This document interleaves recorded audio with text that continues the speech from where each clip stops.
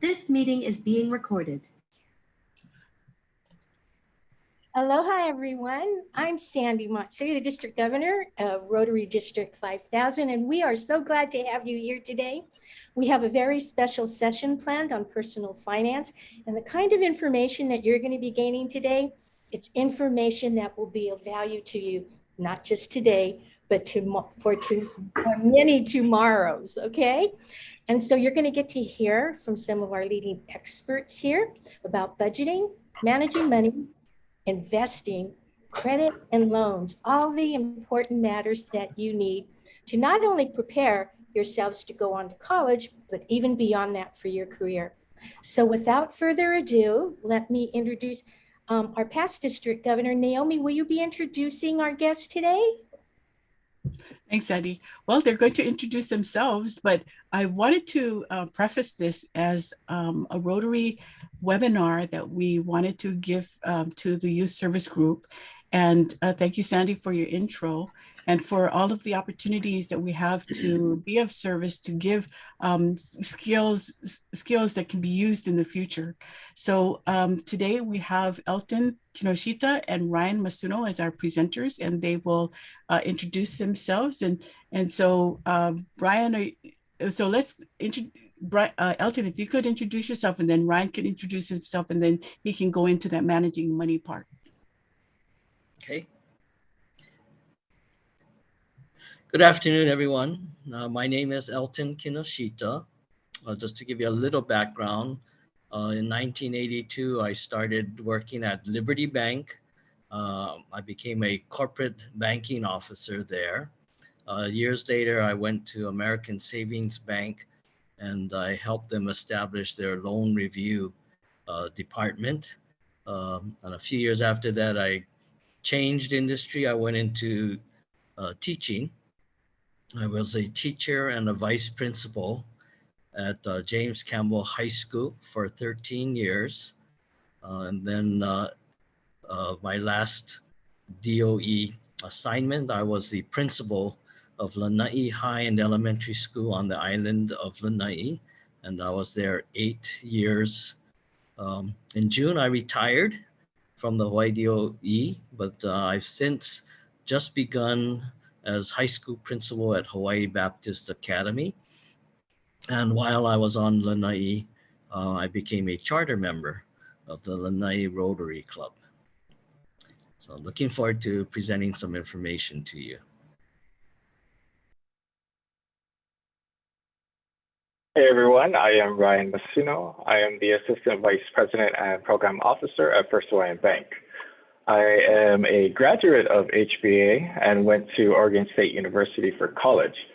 Right after college, I came to the bank and was lucky enough to enjoy it, so I stayed. A few years later, here I am. I am also the current president of the Rotary Club of Honolulu Pauhana, and I also look forward to talking over some good finance things. So let me go ahead and share my screen.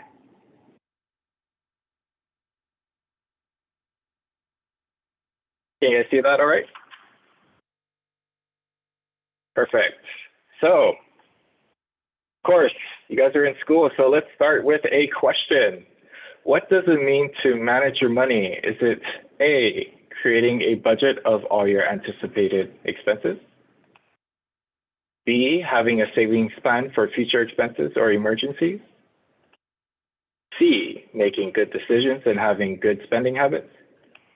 Or D, knowing your financial obligations?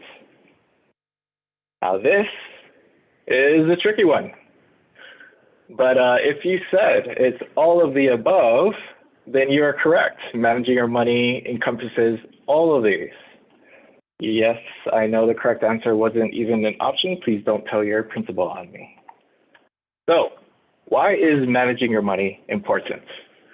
Now, if you want to live with your parents all your life, and your parents are okay with that fact, more power to you.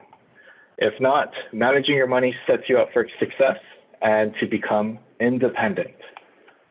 It also prepares you to plan your future path, allow you to learn important life skills such as responsibility and accountability. It reflects on your reputation for getting a job, financial requests like a credit card or a car loan, and community involvement. Just to let you guys know, there are more and more jobs today that require a credit check, which is basically seeing if you are bad with your own money. So this is very important for you. So what do you need to manage your money? Now, you could indeed manage your money with physical cash, but with a bank account and a debit card, you don't have to carry large amounts of physical cash. A debit card is a card that is linked to your checking account that you can make purchases with. And when you use cards, banks can provide you spending reports or histories for you.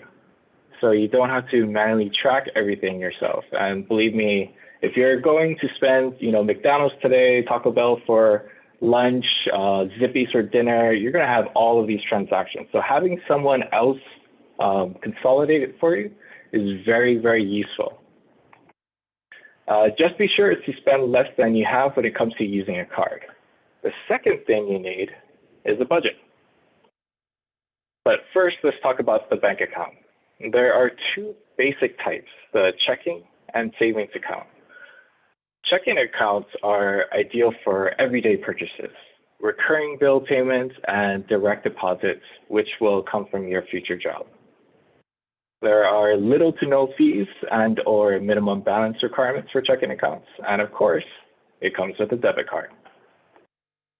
For a savings account is a separate account for extra money. It usually has higher interest rates and can be linked to your checking account. Now let's talk about the budget. So what is a budget?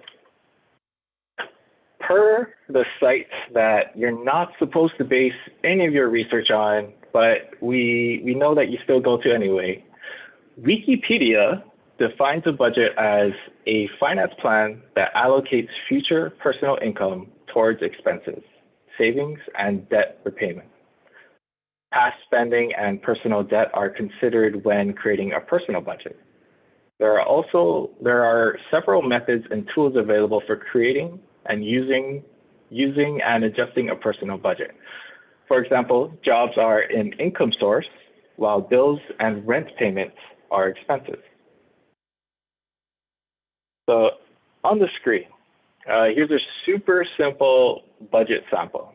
You can make it as detailed or as brief as you want, under the condition that it accurately reflects your cash flow. In the budget, you'll have things like money coming in. So that's paychecks from your jobs, money from your parents, or maybe that YouTube channel that does cafeteria lunch reviews, or however else you bring your money in. Your budget should also track money going out, and if you have any leftover savings. You can find a lot of budget templates online, or you can create one yourself. The main thing is that you are able to become aware of how much you are spending in comparison to how much you are making, and then you can make any necessary adjustments. Before I move on, does everyone know what the difference is between a fixed and variable expense? I actually can't see the chat from here, but a fixed expense is an expense that doesn't change often, and you can expect it to be consistent like monthly rent. Variable expenses will vary based on what you do, and you will normally have some level of control over how much you spend. For example, if you are trying to lower your variable expense, you should probably not call an Uber to drive you from the high school campus to the middle school campus. Although it would be really nice to get a ride, you should probably just walk. Let's go into the difference between needs and wants. So, of you on here, do you need an iPhone 13 or do you want it? Do you need a steak and lobster dinner 2 to 3 times a week, or do you want it? Knowing this distinction between what is a need and a want is very, very important. As much as I like top ramen, you can only make it in so many different ways before you get tired of it. And I've had this experience throughout my college life. So if you are going to have a similar experience, get used to top ramen. But with top ramen, it made my budget work. And because my budget worked, I got to do things that I wanted to do, like go to a concert in Seattle or a road trip down to California. Because I knew that I did not need to eat expensive, I could save some money. And I don't know who needs to hear it on this call, but you do not need Louis Vuitton socks. So please stop buying it. So remember the leftover savings we talked about in the budget section? Well, one of the options that you can do with it is saving it. So why is saving your money important? Having money saved will protect you from unforeseen emergencies. If you broke your phone and mom and dad won't pay for it, how many of you can buy the same phone? Saving your money helps you avoid debt. It also helps you prepare for future large purchases. I did not know that a BTS ticket price is between $100 to $1,000. And that does not even include the plane ticket, hotel room, or food. And I'm sorry, but you cannot live on butter, no matter how smooth it is. And I apologize, that's going to be my first and last BTS joke ever. And finally, having a savings can give you peace of mind.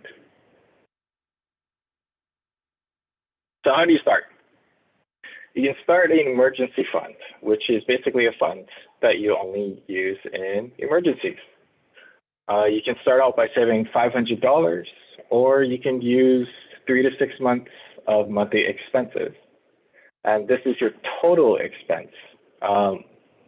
Basically, if you stopped working and you have no money coming in, how many bills can you pay before you run out of money? And that's how you can evaluate how many months of expenses you want to save for. Other savings examples is retirement savings and college savings. And just for you guys, remember to thank your parents, because this is their savings that they made for you. Some key takeaways. A budget is a plan that helps you make decisions. Before making a purchase, ask yourself, is it a need or is it a want? Create an emergency fund. And lastly, top ramen at McDonald's, the McDonald's dollar menu are going to be your friends. And of course, parents probably don't approve this message because they're unhealthy, but they're good for your budget. But that's all for budgeting. Elton. Yes, thank you. Mr. Massino ate top ramen back about 40 years ago when I was away in college. Me and my 2 roommates ate hamburger helper 5 times a week. When I returned home, I swore I would never eat hamburger helper again, and I've kept that promise. So budgeting, one thing I would suggest, not maybe right away when you're in college, but when you get that first job, I've read many books about personal finance, and many advisors will often say that you should pay yourself first. So when you get started, you might want to put out that $100 a paycheck or a month into your savings account. And once you get that emergency fund going, then you might want to start putting that into an investment account. But if you put that money aside for yourself, paying yourself, then if you stick to that, you'll adjust your expenses. You'll start cutting out on some of those wants and make sure that you're really going looking for those needs. So one of the things I used to do was when I for instance, wanted to start saving for a trip. Whenever I was tempted to do something impulsively, I would look at it and say, well, do I really want to eat that zip pack, or do I want to go to Disney World? Which one is better? And many times, just picturing the fun I would have at Disney World allowed me to turn around and put that desire away and save it for something more lasting in the future. So let's talk about building credit. Some questions to ask. Why is it important to build credit? Mr. Massino went into a few things. You'll need it. You might need it to get your first job. You might need it to get your first apartment. Many landlords will now look at credit reports to see. They want to know if you've lived in another apartment. Did you skip out without paying your rent? Many, in my days, the employers that checked credit reports were those that were mainly in financial institutions. They wanted, if you're going to be an example in this industry, they want to make sure that you're doing some things that you're going to be advising your clients and customers about. Owning that first car, that's especially if you go to a mainland school, you'll want to have that freedom of being able to go on road trips or being able to do some things on the weekends and during the breaks. So all of the above are important for building credit. Which of the things help you build credit? Debit card, checks, credit card, gift card. We've helped you out. We've already marked what the answer is. It's credit card. So I want to spend some time. We'll be talking in depth about credit cards, but let's talk about a little more details about building credit. Okay. Credit is great for those big purchases, those things that you might want to start saving for a home, saving for a business. Maybe one day you want to start your own business. That car that you need. Remember, many times cars are needs, depending on where you live. Some cities have really good public transportation, and you might be able to put off buying a car. But in other areas, cars are essential. Your credit will improve your chances of getting cheaper loans, and we'll go into the cost of loans and credit cards in a bit. Credit cards are also very important for employers. If you're going to go into the military, this is some advice from a vice principal and a principal. The military is very strict on getting top secret clearances. They will send investigators to the high school, your high school. You'll have already signed a release that allows them to get any information that the schools have. And as a principal and a vice principal, they will ask to see even your discipline records. And we will show them if you've had any detentions, suspensions, things like that. The military will want to know that before they give you a top secret clearance. Likewise, they will look at your credit reports. Someone who is not in good shape financially is a threat. You might need money so badly that you'll do something illegal, maybe even offer to sell secrets, to another company, country. So those things are very important as far as employers. And again, we mentioned it, landlords will often check to see if you've been paying your bills as well. Good credit versus bad credit. There are several companies, big companies, that do credit reports. They have all your financial information, and they will figure out a way to look at your picture. Some of the factors that depend on it is the amount of credit history you've had. If you've established a history hopefully a good history of paying all your bills on time. One of the other things they'll look at is how much you owe.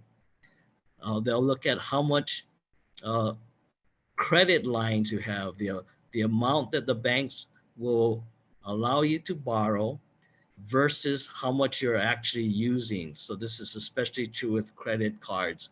So let's say you have 3 credit cards and the total that you can use on those credit cards is $15,000.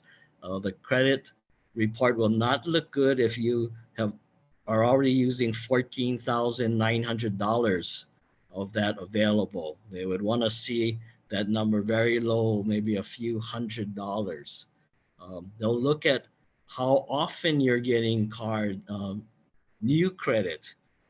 Every 3-4 months, are you accepting or applying for a new credit card or a new installment loan? And also they'll look at the type of credit you're using. Again, is it an installment loan for like a car?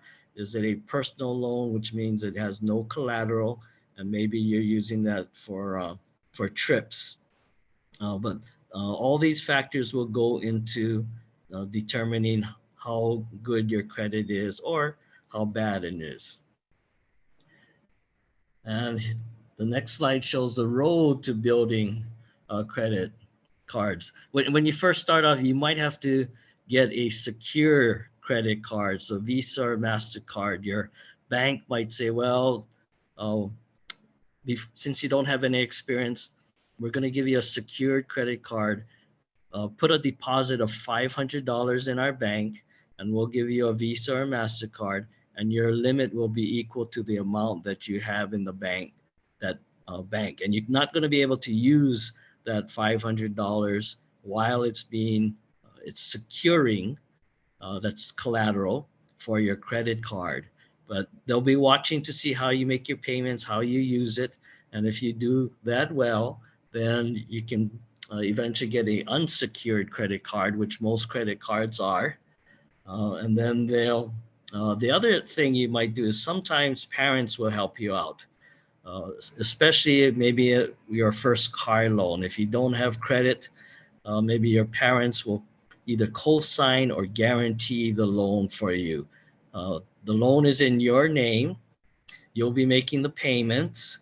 However, if at any point you stop paying it, then they'll go looking for mom and dad and ask mom and dad to make the payments that you should have been making that you aren't doing. But that can also help you build credit. Credit card companies love to give college students credit cards because although you might not have much money now while you're in school, they know that the potential for you to earn good incomes once you graduate is very good, and they want to lock you into their company or their credit card before you get to that point where you're doing well financially. But so look at the credit cards. You see all these types of commercials on TV, and some of them have really big actors to try and to entice you to get those credit cards. But look at credit cards that have low or no annual fees. The other thing too is from those commercials, you'll see that they have rewards programs. Some of them will give you cash back. So you spend $2,000 in the year, they'll give you maybe 2% back. So at the end of the year, you'll get 2% or $40 on what you spend. Some of them will give you points for airline rewards programs. So every dollar you spend, you'll get a point that you can use for one of the major airlines. Make sure you pay all your credit cards on time. It's easy to forget, so have a reminder system of when your credit cards are due, and make sure that you pay them. It doesn't hurt to pay a few days early. Pay it as soon as you get your paycheck.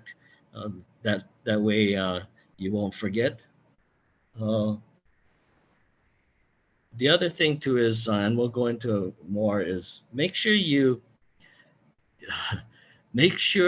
spend on a credit card only what you can afford to pay. It's very important.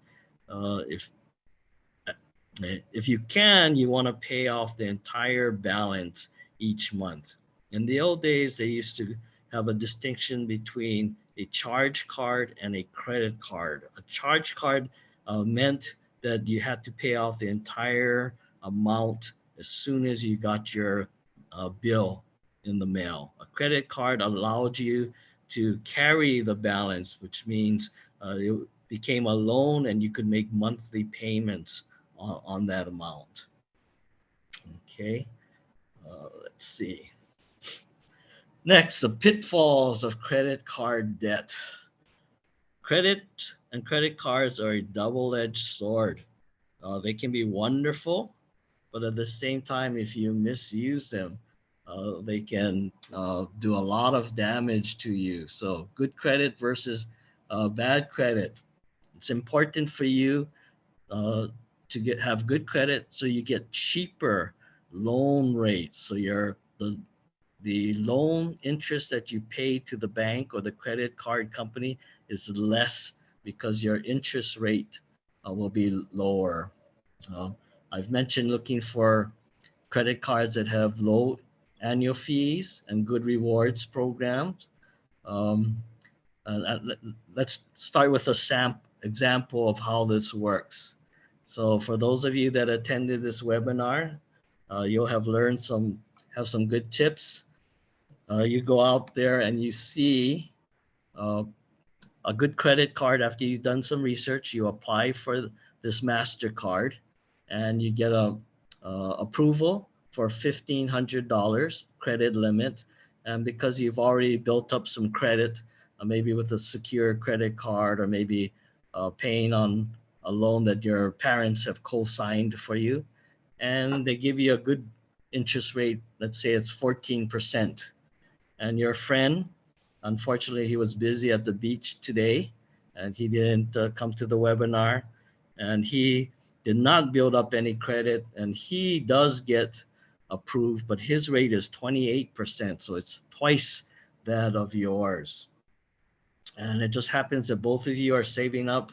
I have no idea if anybody still uses PS5s, but I looked on Amazon, PS5 disc version console, $1,000, and you say, wow, I don't have my money saved up for this PS5, but it's a great deal. I think I'll buy it now and I'll use my credit, my MasterCard. So you buy it, and in our example, uh, you make the mistake of making only the minimum payment for it.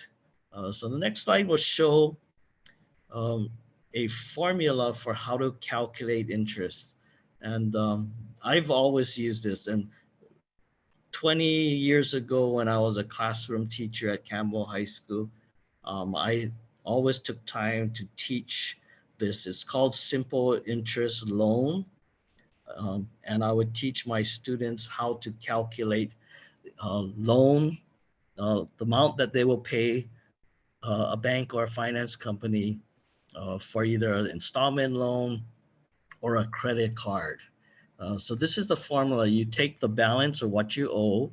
In our example, it's $1,000, which is what the PS5 cost.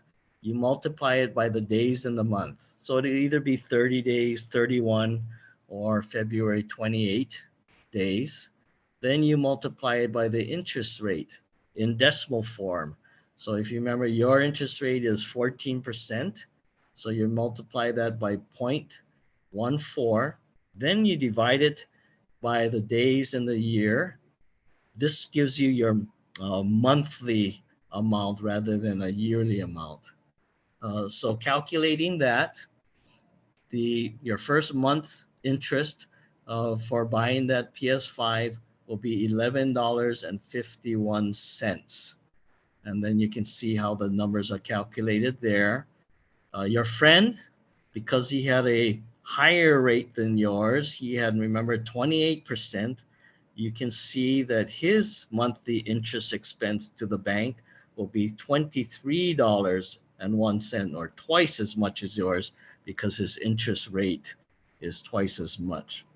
Now, credit card companies vary in how they set the minimum payment that you have to make each month. In our example, your credit card company is asking that you pay a minimum of 5% of the outstanding balance, or the amount you owe. So in your case, it was $1,000. So you're going to pay 5% of 1,000, or you're going to pay $50 to the bank towards your loan balance. So on the bottom there, you see your balance was 1,000. The amount of interest you owe the bank is $11.50, and the amount you're paying the bank is $50. So at the end of that payment, your new balance, what you now owe the bank, is $961.50. Your buddy over there, less, because he's paying more interest, less of the money went to pay down his balance on what he owed. So he owes $973. I want to go through. I'm not going to go through the details, but I gave you another month of how that worked, and then there's even a third month that shows you. The point of this is that it shows if you're making that minimum payment, the balance is going down slowly. So after 3 months of payments, minimum payments, your balance is $889.27, that last column toward the bottom. Your friend, because he's been paying more to interest than you, his balance is still $921.80. So in your case, even after 3 monthly payments, you've only reduced the balance by $111.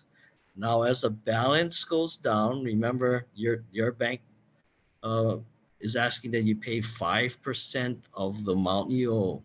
As the amount goes down, the amount that your bank is asking you to pay on your monthly bill is getting lesser and lesser. This means that it's going to take longer and longer for you to pay off that balance completely. That's the danger of paying a minimum balance. So on the next slide, how much longer would you pay if you continue paying only the minimum amount? In your case, it'll take another 6 years and 7 months, or 79 more payments to get to zero. Your friend, he'll be paying for another 8 years and 1 month if he keeps paying that minimum amount. Over time, you will have paid $281 in interest to the bank. So that $1,000 PS5 you had is not really $1,000. It's really $1,281 that it cost you. And your friend, and after 7 years, there's a good chance there might have been a PS6 and maybe a PS7. I don't know. And but you're still stuck paying for the one that you have, and you might not want to buy a new one while you're still paying for the old one. And you can see your friend, he'll end up paying the bank $322 in interest, and his PS5 cost him $1,322. Okay, so if you're college bound, there is a chance that you'll be taking out some student loans to pay at least part of your tuition. When you won't begin paying your student loans until you graduate and you'll be working, and you start getting your first paychecks. You don't want to be paying your student loans and then also be paying a lot of credit card debt. So be careful about not using your credit cards too much in college. please wait until you start making pretty good income from your job. And just this morning, I saw a report on one of the news stations. The Federal Reserve Bank of New York came out and said Americans have $856 billion in credit card debt as of December of 2021. I looked up what the population of adults in America was, and based on that number, it means the average adult in America owes about $3,300 in credit card debt. So the advice is to pay all your credit card balances off if you can each month. If not, pay as much as you can, but never pay just the minimum amount. One suggestion is, let's say you were saving up for that PS5 and you only had about $400 saved up. Go ahead and buy it. Yeah, but then when that first credit card payment comes, use that $400 to pay down that balance and try and pay off that balance each month as much as you can.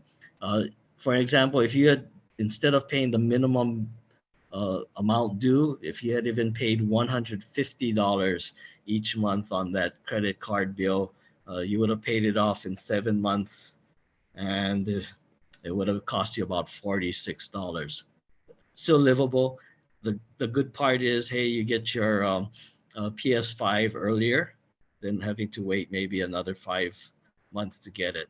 So we're not telling you not to do things and cut out all the fun in college. It's important that you balance your life. But all we're saying is think about what can give you the most enjoyment and spend your money wisely. First Hawaiian Bank was nice enough to provide us with some resources, so you can go there. I did look up both of these sites. Good information for you, especially starting off. I'm hoping that you'll be able to get the information on this slide deck so that you can look at this information later. And then credit reports. There are ways that you can get a free copy of your credit report, and this will help you find that, and you can monitor it. One other reason for monitoring your credit report is to make sure that nobody has figured out your social security number and nobody is using your information to go and get illegal loans in your name. So that's another good reason to be checking your annual report. And call to action, building credit report and maintaining it is important for you to reach your goals in life. It's the best way to start planning the things that you want later on in life. Some of the things that you might want to be doing even in your retirement years. It's a good time to start thinking, even though you're 17, 18. Start planning for what you, that life, the things that you'll be wanting to do when you finally retire after many long, good years working in the workforce. So thank you very much. Thank you, Mr. Kinoshita. Let's go through just a couple more slides for investing. So what is investing? Per Investopedia, investing is the act of allocating resources, usually money, with the expectation of generating an income or profit. You can invest in endeavors such as using money to start a business, or in assets such as purchasing real estate in hopes of reselling it later at a higher price. All right, so most important question here. Who here wants to be a millionaire or even a billionaire? Well, unfortunately, the graph I have is only for a millionaire. So let's just say when you turn 20 years old, according to this graph, if you save and put away $361.04 every month until you retire, congratulations, you will become a millionaire.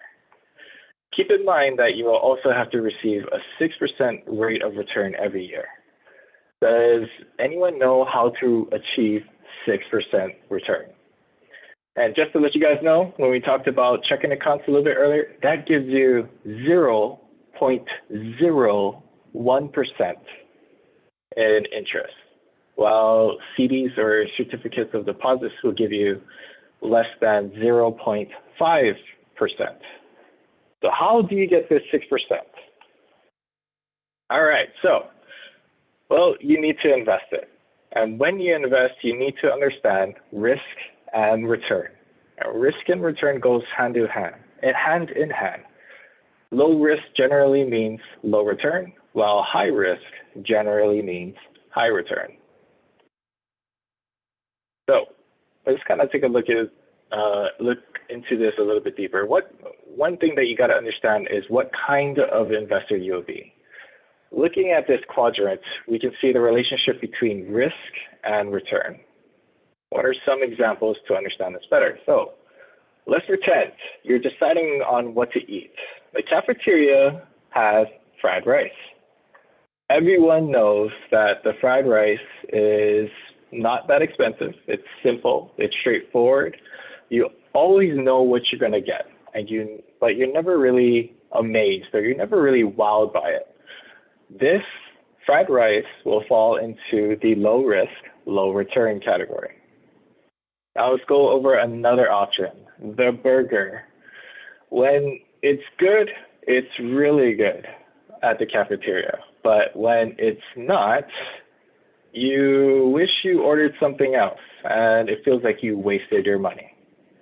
Therefore, the burger is a hit or miss and will fall into the high risk, high return category.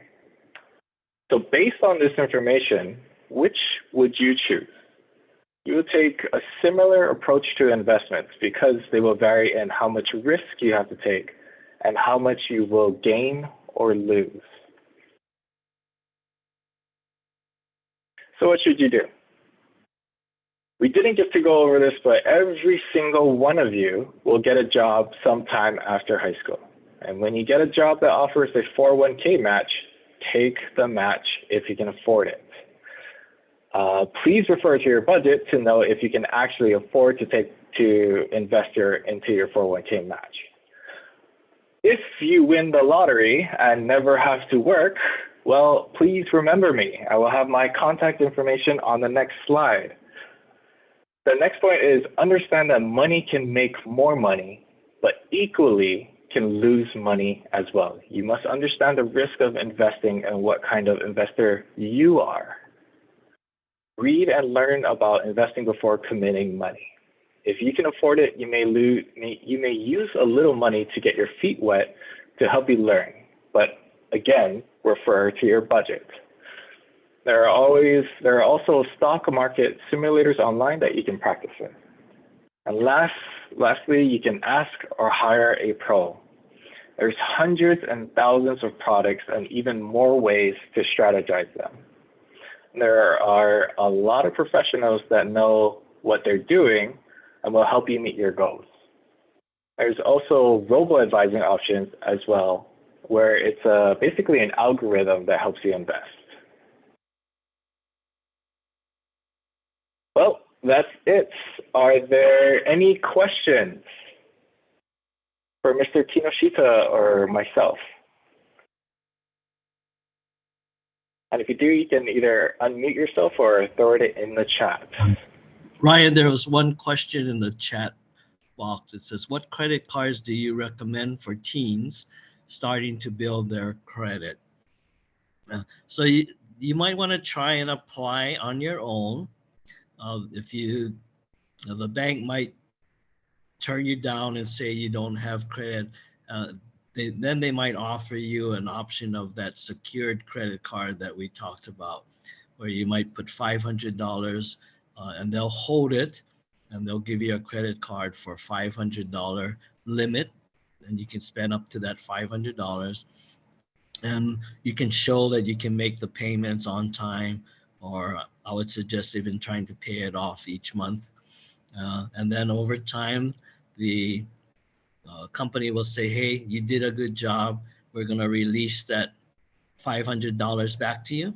And now you have a regular credit card. You also find that once you establish a relationship with that same credit card, you won't even have to apply. They'll start maybe every year sending you a notice, hey, good job on your credit card. That $500 now limit, we're raising it to $1,500. Sometimes they'll even say, hey, we'll offer you a second credit card because you've been doing so well. And that's another indication that you're doing very well on your credit when you start getting these offers.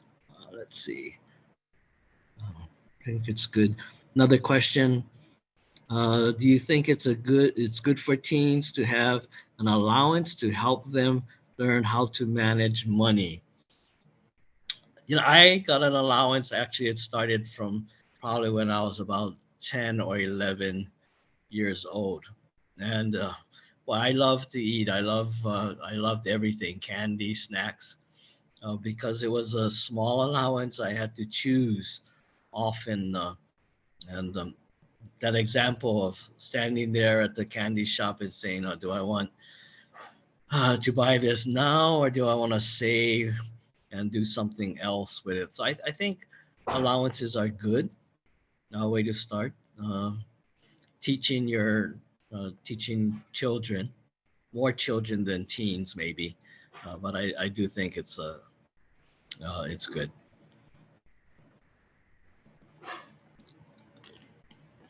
Thanks, Mr. Kinoshita. I also agree with what you said. I think having allowance allows for the opportunity to learn about the concept of money and the value of it, as well as using it. And of course, that gives you things to put on your budget. So I completely agree. Were there any other questions on your side of the chat? If not, there is a question about index funds. And so the question is, if I can talk more about index funds. So index funds, basically, if I were to really, really dumb it down, it's basically you can invest in, say, an index. Or actually, if you think of Safeway, for example, when you go to Safeway, you see all these different brands, different products, and different things inside of Safeway. By investing into Safeway, you get access to, or when you go to Safeway, you get access to all these other products. It's kind of similar in an index fund. You invest in a particular index which has a lot of underlying companies that you are also taking part of when you invest into it. Now, when it comes to index funds, there's of course a lot more details. There's of course a lot more things that you can go deeper into it in terms of expenses or fees and whatnot. So there's definitely a much deeper conversation beyond it. When it comes to investing, you should always do your research on hand. Now, if you have any specific questions, I can try answer it as best as I can, but we will need to keep this conversation very broad for regulatory purposes. Next question. Would you say that the money-saving approach of if you can't buy something twice means you shouldn't buy it at all is a good idea? Personally, I have not heard that phrase. Mr. Kinoshita, have you? Neither have I. And let me see if I can figure that out. If you can't buy something twice, means you shouldn't buy it at all. So I guess it talks to the concept of if you are lacking in funds in the first place, maybe you shouldn't be going out and spending money. To that, I agree. under the condition that what you need to buy is if it's a need or a want. So of course, if you need it, then you might not have that much choice. But of course, when it comes to a need, there are other options. There's other products. There's generic products as well. Maybe remember we talked about Louis Vuitton socks. You don't need Louis Vuitton socks. You can buy something cheaper. You need socks, but maybe not Louis Vuitton socks. So there's definitely a lot of flexibility, but there's always a good choice and a better choice, and of course the wrong choice. Question about what should you look for when signing up for a credit card. One of the major things is the fees that you charge. Many credit cards will charge you an annual fee. In other words, let's say you get a $500 limit credit card, but the annual fee is $40. Okay, then you find another credit card company that their fee is $25 a year. And let's say their limit is $500. So you're paying $25 or $40 on the ability to use $500, right? If you were given a credit card limit of $2,000 and you were paying a fee of $40, it's a lot more bang for your buck. You're paying for that service, that fixed fee of $40, but you're getting a greater option because you'll be able to spend more. The limit is higher. There are some credit cards. Normally, it's for people that have established credit that have zero fees. If you can find one of those, that would be the most ideal. In terms of the reward systems that we discussed earlier, you can decide, would you rather get a cash back at the end of the year of maybe 2% of everything you spent? Or if you travel a lot, maybe college, if you're on the mainland, you want to build up reward points with Delta or Hawaiian or United Airlines that eventually you can use for free trips back home. So the credit card you might look at will give maybe for every dollar that you spend, gives you 1 point in airline reward points. So those are different things you can look at. Some credit cards are also given out by companies, right? So you can, if you're a Costco member and you use their credit card, their Visa, you can build up cash back for at the end of the year. Costco will send you like a check that you can use in their store. Amazon also has their own credit card. So it really depends on what your interests are in deciding which card that you want. Do you consider tithing or earning important? Scarce? Yes, the question about tithing. For many believers, it does say in the Bible, give the first 10% of what you earn. You can put that in your budget, right?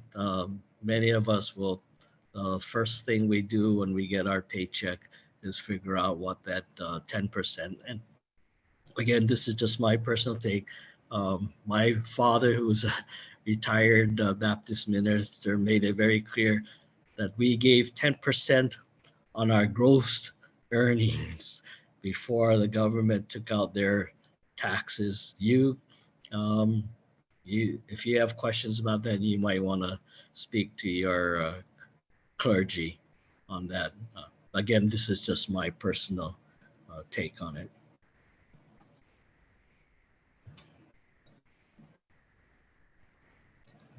Okay. Hey, Sandy, how are we on time?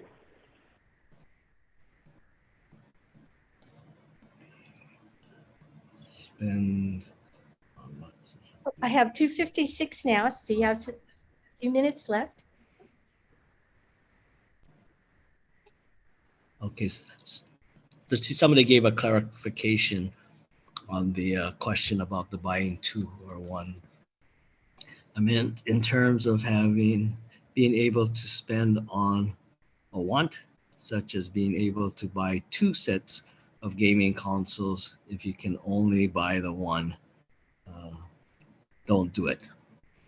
Well, again, it really depends. Something that you want might really be a need. I mean, the stress of maybe college academics, you might need to buy that PS5 console or gaming console just for your own sanity. So a lot of this is you need to determine what is a need and a want. We're certainly not advocating that you don't have any fun and you cut out all the foods you enjoy in your life. That's not what we're saying, but we're just saying you to go into every choice you make with a clear head of what you like, but also what your long-term goals are. So you might want to put off some immediate satisfaction for future satisfaction.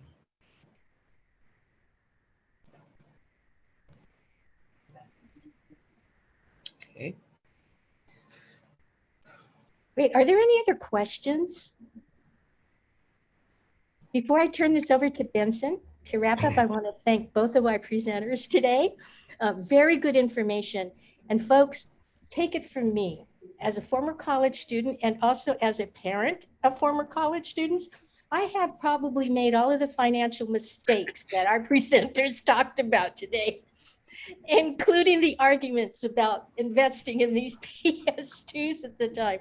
So anyway, the information that was provided here is just very, very valuable. You have two key resource persons that you can now turn to that you know for more assistance in the future if you have questions. But please do act responsibly in your financial planning ahead, and you can avoid a lot of the heartaches and the wallet aches that I had. So without further ado, let me turn that over now to Benson Medina, our trainer, to close out the session. Benson?